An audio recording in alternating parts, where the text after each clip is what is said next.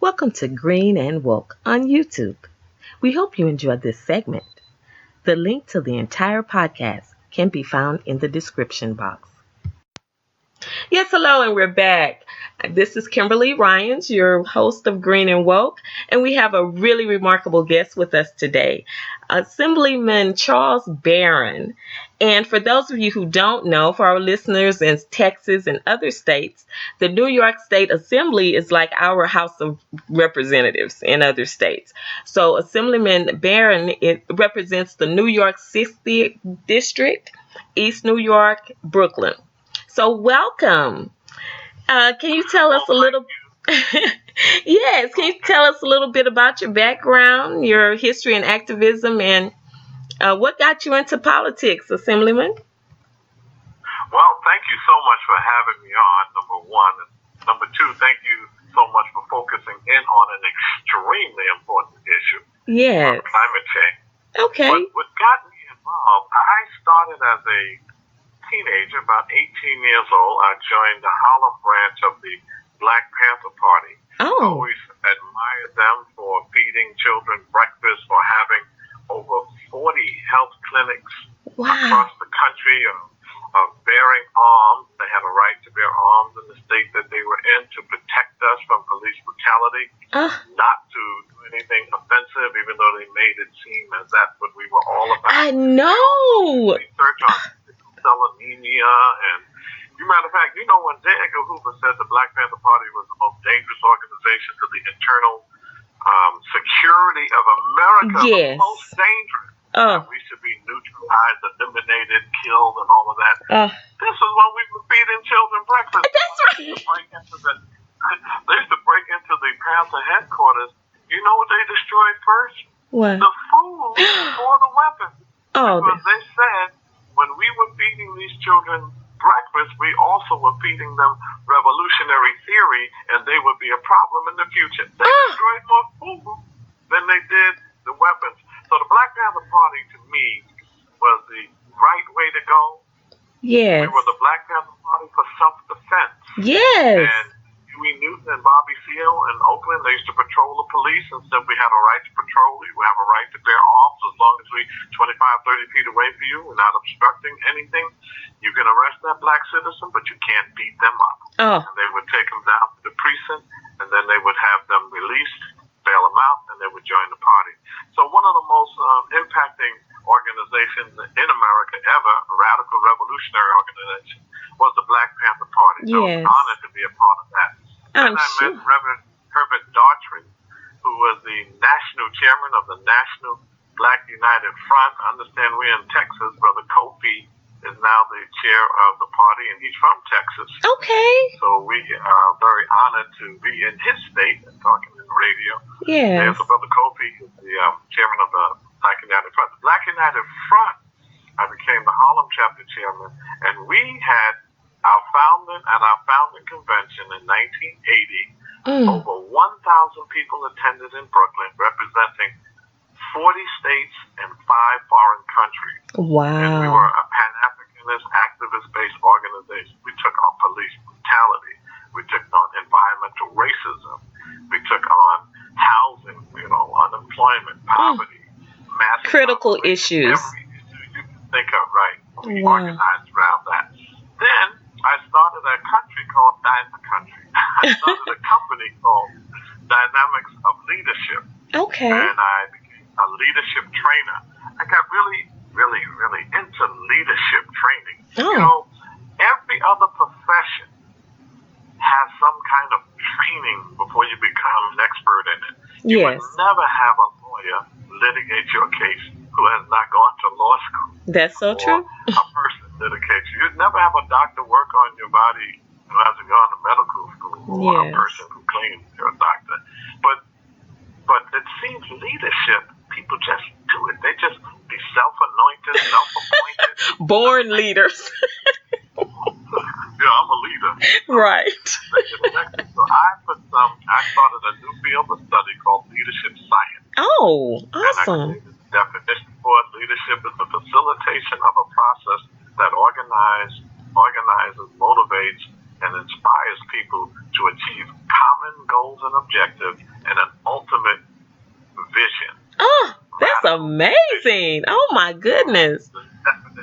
Leadership. And then with that, I put together about a dozen applied skill leadership workshops. One, effective public speaking, negotiating techniques, team building, conflict resolution, organizing around issues, organizing the media effectively. It's a series of these things, and I went across the country doing these things for college students mainly. Now, what brought me into the electoral arena? Power. Oh. Power. Okay. If you don't have any power, it's almost like an exercise in futility. That's it. Power is the ability to act on things in your best interest. Right. Influence is when you have to demonstrate, scream and holler, and get people in power to make decisions in your own best interest. So my beloved New York, which is a low-income community, the area median income is about $36,000 for a family of three. Oh, okay. We have 30% poverty. We have double-digit unemployment. And we have too much incarceration, too many people on social services. Yes. And in this community, but we also have homeowners. And we have people who are professionals. So I decided to focus on East New York and take my black, radical, revolutionary ideology and philosophy into the local political arena. Okay. You know, in New York City, we have 51 council members and a $92 billion budget. Wow. And New York City, 55% of the population in New York City is now black and Latino. And if you add the Asians, 62% whites are the minority. Right. They still have all the power. Exactly. And how is that? Exactly. So I decided to run for office because I saw the city council passes the laws, municipal laws. The city council makes decisions over land use and how land is going to be dealt with. And the city council passes the budget, not the mayor. That's power. Wow, and it then is. I can bring some goods and services to my neighborhood, new schools, renovate parks. And so that's what I've been doing for the last decade more. And my wife, Inez Barron, she ran for the state assembly in 2008. She won. Great. I was in the city council, term limited out. In 2012, she ran for my seat, and then I ran for her seat. She's a council member, and I'm the state assemblyman. Oh, wow.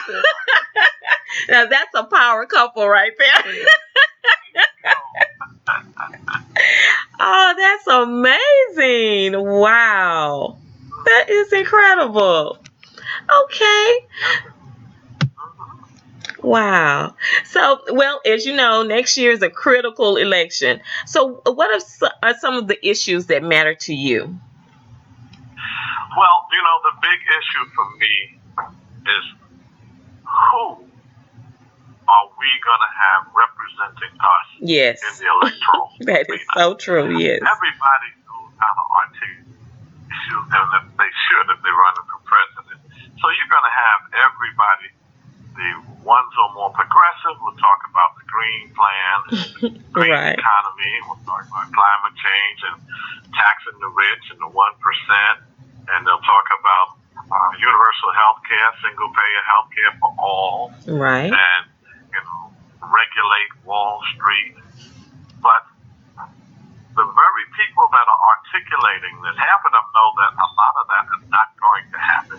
You know, you have to deal with a Republican Senate and a House of Representatives controlled by the Democrats. I think the real problem, and I'll get back to, you know, the importance of the election, but the real problem in America is that we live under a racist, parasitic, predatory capitalist system that has two parties and both parties are controlled by corporate money. That's it. So even if you have some so-called progressives in the Democratic Party and trying to move the party to the left, whether it's DSA, Democratic Socialists of America, with Bernie Sanders and Ocasio and them, or whether you have the establishment-type leaders who are more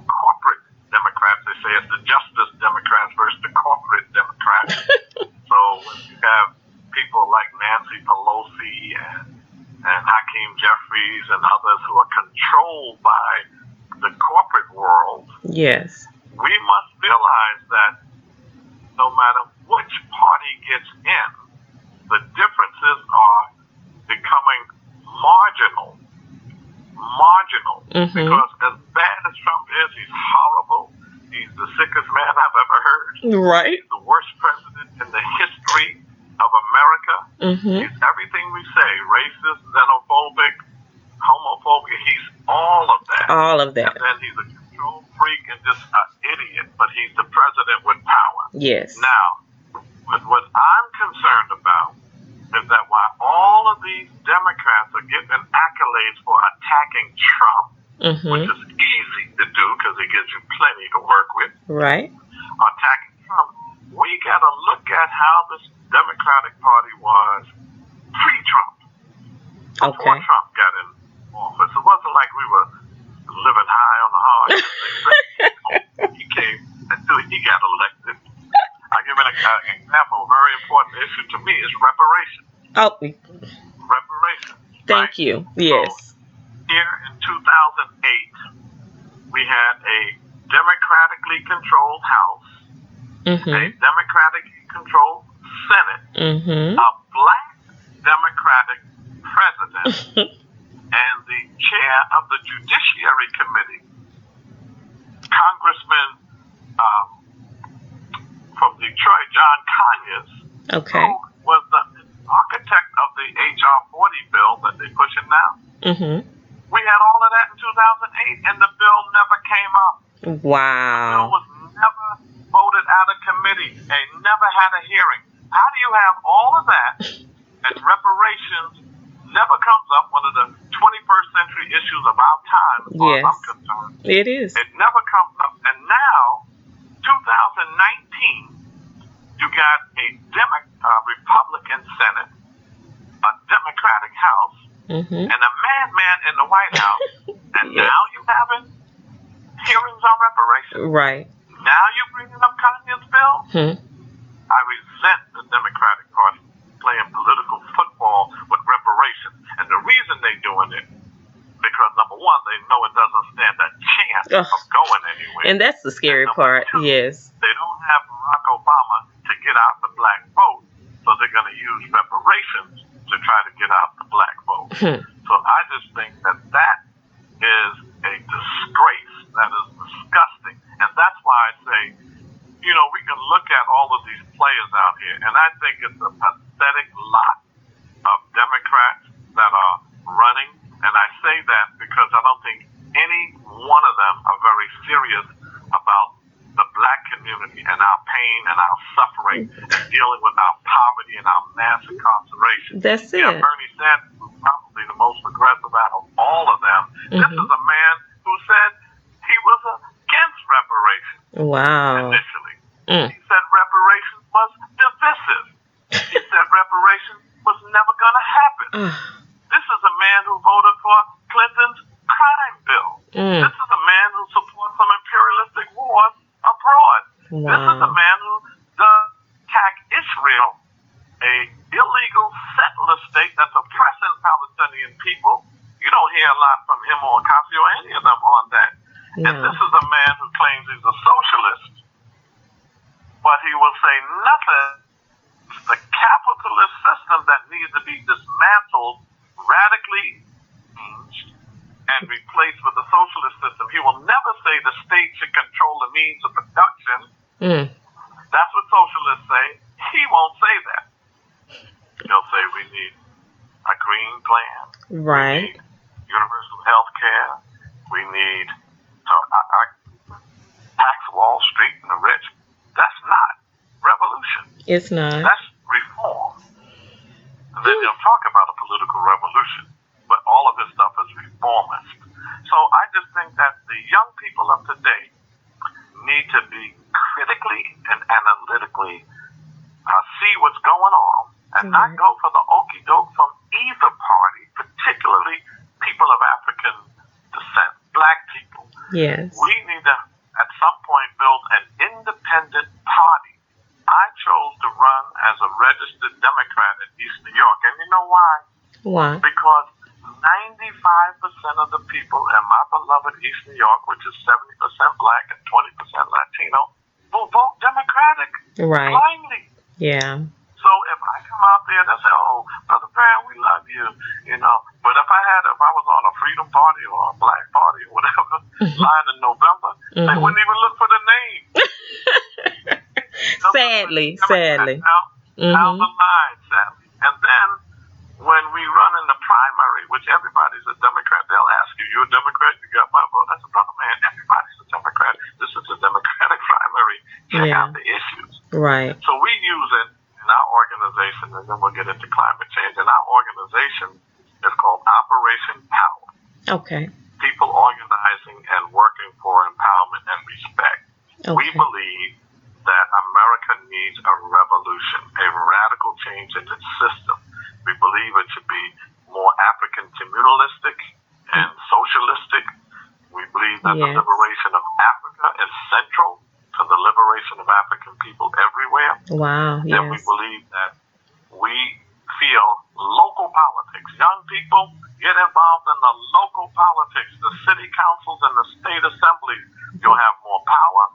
You'll have more opportunity to win elections, because these are the places from the bottom up where revolution and radical change is going to occur, not the top down. But do go out and get Trump out, and all the guys say anti-Trump, Trump got to go, Trump got to go. Black people didn't go for that when they said that about Hillary. And the reason why black people didn't support Hillary, because she didn't support them. Yeah, that's true. She thought she could take them for granted, not go to certain places. She thought she can call us super predators. She can pass crime bills that increase mass incarceration. Yes. She could talk about free trade instead of fair trade. Free trade exploits countries. She thought she can get away with all of that, and she failed. The reason why she lost is because the black vote didn't turn out in numbers for her like they did Barack Obama. Right. And she didn't honestly address us respectfully. I agree. Wow. So what are some ways you think you can motivate young people to register to vote and take all of this seriously? Take part in what could be the most important election of our lifetime. They've got to get motivated. Let's get them motivated. I think that what young people should know, you can't just tell them, people died for your right to vote. Right. They've heard that way too much. Exactly. Heard that. When I say to young people, I'm still a Black Panther to my heart. Okay. And I was able to win a city council seat. And I was able to, in East New York, stand on the city council assembly chambers and fight for my community and get millions of dollars, new schools, renovated parks, 2,000 jobs for young people. I have a program by Andre Mitchell called Man Up Inc., hiring out people. We got the city and a private developer to build a $12 million state-of-the-art youth center that's run by youth in my community. That is amazing. And I couldn't do this if I wasn't in the electoral arena. That's right. So I'm saying that, do it so that we can address your issues for real. Stop complaining. You don't like somebody, you run. That's it. You build a movement. Yeah. Build an organization. I say that when you're fighting for liberation, when you're fighting against oppression, you don't leave any field of endeavor without being contested. You have to contest every field. If you're a doctor, you should be a progressive, radical, revolutionary doctor. Right. If you're a teacher, be a radical, revolutionary teacher and confront in that arena. And if you're an elected official, don't into the Democratic Party. I'm a registered Democrat because I use them, because I know how people blindly vote Democrats, but I'm totally independent from them. I don't go to their meetings. They don't fund my campaigns. I get on the ballot myself. So all of that because we need power. That's in the 60s, we said black power. We did the black, but we didn't do the power. Wow. I want to tell young people, if you admire the Black Panther Party, if you admire Bobby Seale and Elaine Brown, both of them ran for elected office. In 1973, Bobby Seale ran for mayor of Oakland and got 40% of the vote, and Elaine Brown ran for the city council. Why? said there's certain things you have to do in the meantime pending the revolution. Wow. You can't just come out with empty revolutionary rhetoric. You got to meet the needs of our people. Amilcar Cabral, the great African leader from Guinea-Bissau, said this. Okay. Bear in mind, the masses of our people are not fighting for ideas in your head. They're fighting for material benefits and for a future for their children. Exactly. So tell no lies, claim no easy victories. You know what I'm saying? Right. We're not asking for anything more than other groups are, but they don't take us seriously. That's the scary part. They do not take us seriously. See, we should look at politics. Yeah, that national thing is going to happen. I think Trump probably will lose. And if he does, hopefully, you're not going to see no radical change in our community. Right. You know what's interesting? And I challenge everybody to do this. Look at George Bush's budget. Look at Barack Obama's budget. And look at Trump's budget. And tell me how different they look to you. Trump is messing up with, he's sick and crazy. So he's doing all kinds of racist, xenophobic stuff with his executive orders. But if you look at their budgets, under Barack Obama, we had a black president and we had a black attorney general. How come not one police officer was indicted by the Justice Department for shooting us down? Wow. Not one. Oh, that's sad. They're putting black faces in high places. That's it. They don't have the commitment. Gosh. Ain't getting it no more. So to my young people, to the millennials, don't vote for somebody just because they're black. That's they right. They gotta be black. Dr. Lonnie Guinier, in her book, Tyranny of the Majority, she said that some of us are descriptively black. They look like us. And others are authentically black. They are committed to us. That's right. That commitment. That's what we're lacking. Look like us in office. So I say to the millennials, the young people, be radical. Don't be a neoliberal supporter of capitalism. Don't be a neoconservative supporter of capitalism. Right. Be radical, revolutionary in your ideology and your philosophy.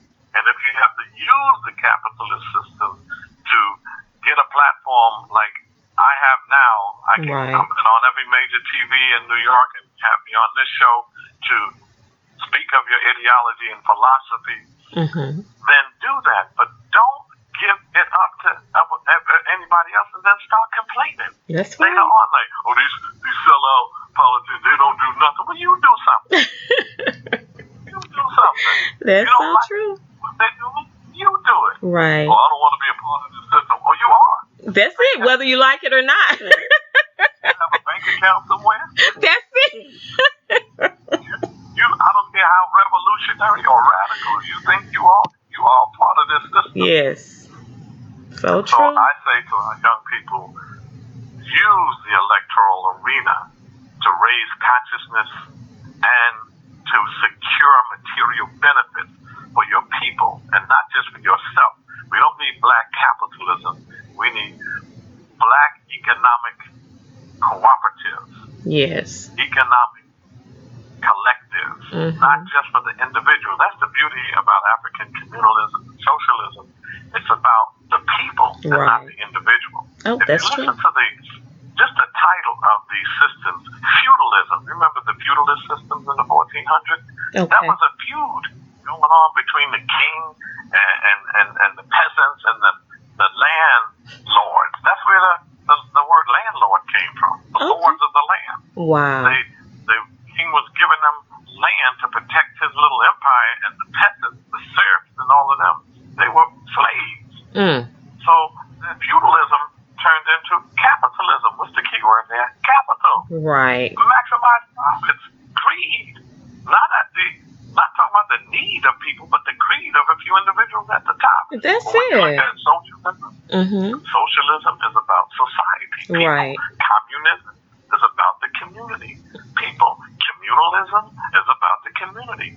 People. Yeah. So, young people, please get involved in the electoral arena. And not just because people died for you to have that right, but because it will empower you to deal with some of the issues that you're dealing with now without having to beg other people are always screaming, hollering at other people, and going home empty. That's it. Oh, God. Isn't that the truth? Oh, my goodness. Go through all of that and still end up empty-handed. Nothing has changed. You know, that's ridiculous. In this country, it doesn't matter whether you give them the Prince of Peace and nonviolence, Martin Luther King, kill him. Or you give the King of Self-Defense and Black nationalism, Malcolm X, you kill them. So no matter how you come at them, they're going to come at you once you say, we want the system to change. Right. They want to keep the status quo because they want to keep their power. Let me talk about climate change now because it is very I know. Yes. So earlier this year, Build a Better Planet, the nonprofit organization that runs the Third Strike Radio and produces this show, Green and Woke, joined other environmental and labor groups like Food and Water Watch, New York Reviews, and Albany. So we met with the elected officials in Albany, including your office, to urge them to pass the CCPA, which is the Climate and Community Protection Act, which will switch New York to 100% clean and renewable energy. So can you tell us about the CCPA and what does the act do and why is it important? See, the critical part of the CCPA, is that in New York City, we got to get away from fossil fuels. Yes. We got to get away from reduced greenhouse emissions. You know, Gore has a good book, Al Gore, Convenient Truth. Okay. Excellent book. And so that people can understand fundamentally what climate change is. Right. The atmosphere has a coat of gases in the atmosphere. So when the sun rays come to the earth, let's just say 4 sun rays come to the earth through the atmosphere. It penetrates the atmosphere, it gets to the earth, and then it rebounds, reflects. It hits the earth and jumps off and returns back to the universe. Okay. On the way back, the atmosphere was so perfectly set that it would let 2 of the rays through, the red infrared. Okay. And the other 2 would be trapped within the atmosphere and the earth to create the temperature. Okay. So that made the earth having almost a perfect temperature for its inhabitants. Okay. When you then use fossil fuels and greenhouse emission, the carbon dioxide escapes into the atmosphere, it thickens the atmosphere. Right. So then when those 4 infrareds come back to escape, only 1 of them get through. And 3 of them are trapped, which makes the earth hotter. Right. Makes it overheated. So the only way to combat that is to get rid of fossil fuels and get rid of the greenhouse effect and reduce it. So the way you do that to reduce the carbon count, you got to go to renewables. You got to go what God gave us, the sun. Yes. And how about water, hydro? Yes. And you got to go to geothermal, which is the energy from the earth. I mean, and then wind. Look at that. Those are clean, affordable, inexhaustible sources of energy. Yes. So why would you want to go with coal, natural gas? Oh my God. And sometimes nuclear. Right. All of this stuff that's not good for us. It's dirty and it's exhaustible. There ain't but so much left. You're running out of it. That's it. So that's what this battle is all about. So in New York City, with the Climate Community Protection Act, they really want to get to 50% by 2030. Some people say 100%, but at least make that conversion. So like in people's house, like we can have natural gas plus solar. Okay. So see, in the development of solar energy is a challenge because you have to store the energy. Yes. So they have challenges with storage of the energy. So even if you get the solar panels and you get the machines operating, then when the sun isn't out, you got to still have some energy. Right. So they got to deal with storage, and that's what this act is going to help us do. The technology that allows us to utilize the renewables, utilize all of those renewable sources of energy. And then, this is why the system needs to radically change. Yes. Capitalism is destroying the environment. It's destroying the ecosystem all over the world. There's been tsunamis, there's been hurricanes, there's been tornadoes. That's right. And particularly in Africa, there's been a real shortage of water. So you have droughts, you have rising tides, you have forest fires over here. Yes. So with the water evaporating, it leads to food shortages and starvation. That's right. And the death and destruction of nature and human life. That's what global warming is causing. So if we don't do it soon, we're going to have an irreversible challenge ahead of us. Yes. Right now in that Paris climate agreement, yes, when they were talking about we're over 196 countries in 2015 signed on to the agreement, and the deal was to keep the climate of the Earth below 2 degrees by 2020. As a matter of fact, the developing nations said 1.5 keeps us alive. So I can remember that. 1.5 keeps us alive. Right. So the Paris Accord, it didn't go far enough because the capitalists are still trying to capitalize on even the, renewables. Right. They want to wait till they get control of that market. Then once they do that, they'll make their way. But right now, they still want to keep coal going. They still want to keep gas going, oil going, and all of that stuff because they're still making billions. Right. It's all about making the money. Mm-hmm. Yeah. The Paris Accord agreement had $100 billion in a fund for developing nations to reduce their dependency on fossil fuels. Because, we can talk all of this stuff, but you got to have the technology.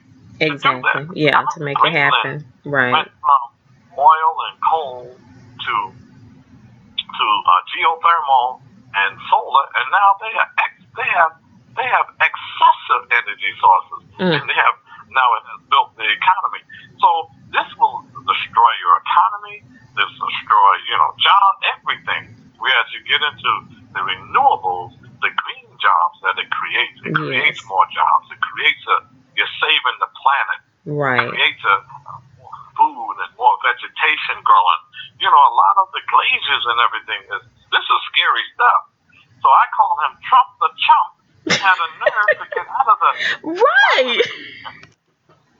Because he's stupid. It didn't make any sense. I ain't even gonna try to intellectualize this one. That was just stupid. I don't think anybody around him wanted to do that. But he thinks. Can't tell him anything. I don't even think he thinks. So I can't even go there. But it made no sense at all to pull out of that. And he probably thinks when you hear climate change, that's those socialists. Oh, yeah, of course. Yeah. He labels everything. Go the other way. That's the other people. That doesn't apply to me and my people. So I think that this is a very serious issue. It is. To be honest with you, in our low-income black and brown neighborhoods, this is not a major issue as important as it is because we're so into survival. I can't come out here and say, vote for me because I'm going to fight. I understand. Right. Is it global warming? How about warming up a job for me? It's truth. That's truth. And we thank you for being honest with that. Yeah. So that's why it's important for us to get into the local positions.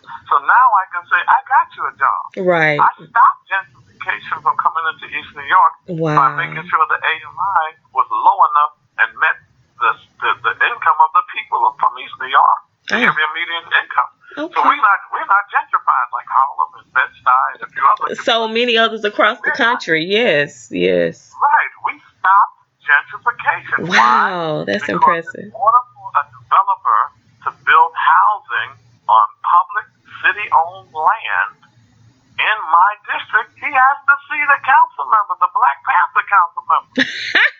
And if I say no to the project, the land use committee and the city council is going to support me and vote it down. Wow. Now that's power.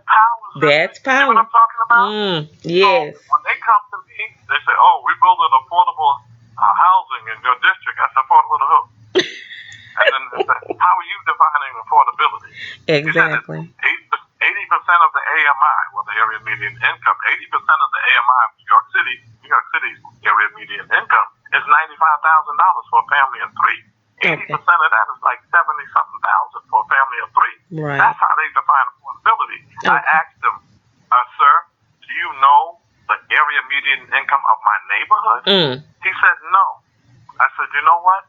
You just insulted my intelligence. Do you know? This meeting is terminated. Wow. You will come back in 3 weeks when you find out the AMI of my neighborhood." He came back 3 weeks later. I said, "What is it, sir?" $36,000 for a family of three. See? So is 80% of the AMI affordable? He said, "No, it isn't." I said, "Well, now let me tell you what it's going to be. 80% of your units are going to meet the area median income of the brothers and sisters in my neighborhood. The other 20%, we do have some middle class folks that make 60, 70, 80,000. Right. You can do 20% there. And that's how it's going to be. And guess what, my sister? 10,000 units in 15 years and not one single market unit. All of it meets the income band of my neighborhood. Wow. Why? Because I was in the city council and I had power. Yes. Oh my goodness. Can you run for president? No. We need to take this a little further. You're doing a fantastic job. So that's amazing. Oh my goodness. Oh, that gave me chills.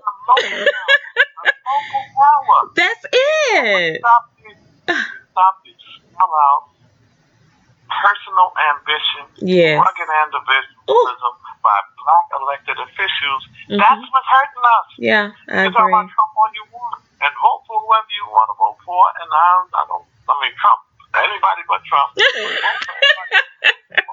You gotta go. It's the people that you have to vote for. Yeah. Elizabeth Warren, I'm a capitalist. She's saying it now because she wants to distance herself from Bernie Sanders. Right. Because she don't want to be called a socialist. That's a person you can't trust. That's it. Bernie Sanders is a weak socialist. So, and then Cory Booker, please, if you saw what he did in Newark, New Jersey, you wouldn't even utter his name. And Kamala Harris, she needs a whole lot of work on some of the repressive things she did when she was in San Francisco. So we don't have no real good choices. So I say go ahead and do what you want to do, but bring all politics are local. Right. Get in your local neighborhoods. Get on those community boards. Get to those district leaders. Get to the city council seats. Get to the state assembly seats. The local seats. That's where you can really make a difference. Wow. That is great information. Oh my God, this is an amazing interview. I'm so happy. Okay. That's great information. So thank you. Thank you for everything that you do in New York. And I wish we could just clone you and have you in every city in the across the country, at least in our communities, and make a difference, right? There you go. Oh man, clone yourself. Teach us. Model, and I want to take this across the country.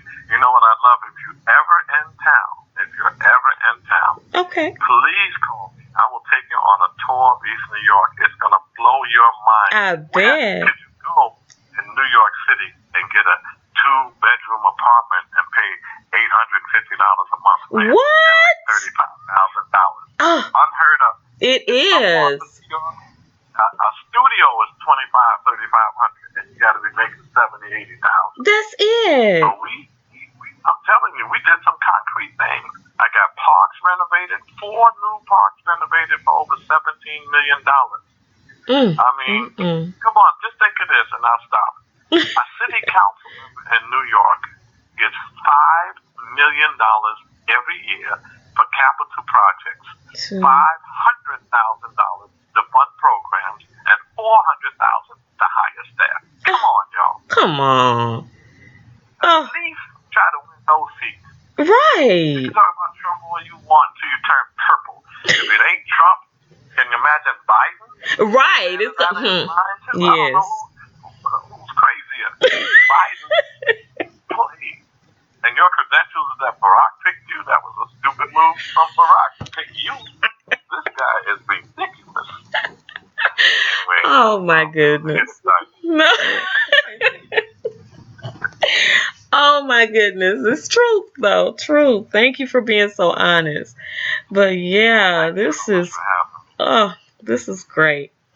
But yeah, so we just wanted to talk to you. I'm so glad we got a chance to talk to you. So thank you for stopping by Green and Woke. We appreciate your work that you did on the Climate and Community Protection Act, and yeah, to make New York a climate leader. So that's right. We are one of the leading states in climate change work, and we're setting this to try to get the greenhouse gases reduced so that the carbon doesn't go to the atmosphere and the carbon dioxide, and we want more renewables and more technology to go with that. And our schools, for our high school students, need to learn more about the green economy and the technological stuff that goes with developing solar panels. We need to have solar panel factories in our community. Let young people, hire young people. I know, that would be a lot of jobs, right? Yes, yeah. All right, thank you so much. You gotta run, but thank you so much. So where can they learn more about you? Give us your social media handles. New York State Assembly.gov. When you get to the New York State Assembly.gov, the assembly will come up and you hit members. Okay. And I'll show all the members and look for my facey and my name. Okay. Hit that and you'll get to my website and I'll show you all the stuff I'm doing. Okay, sound so good. Thank you so much. And personally, I just want to thank you for the conversation. I want to thank you for your activism and just keeping our community strong. And I'm sure we'll talk to you again soon on Green and Woke. I hope so. Keep up the good work that you're doing as well. Okay, thank you. You have a great day. Thank you. Okay, bye-bye. Bye-bye. Well, that's a wrap. Thank you for joining us. Tune in next month for an all-new episode of Green and Woke. And remember to keep it simple, keep it constant, keep it green, and together we can build a better planet.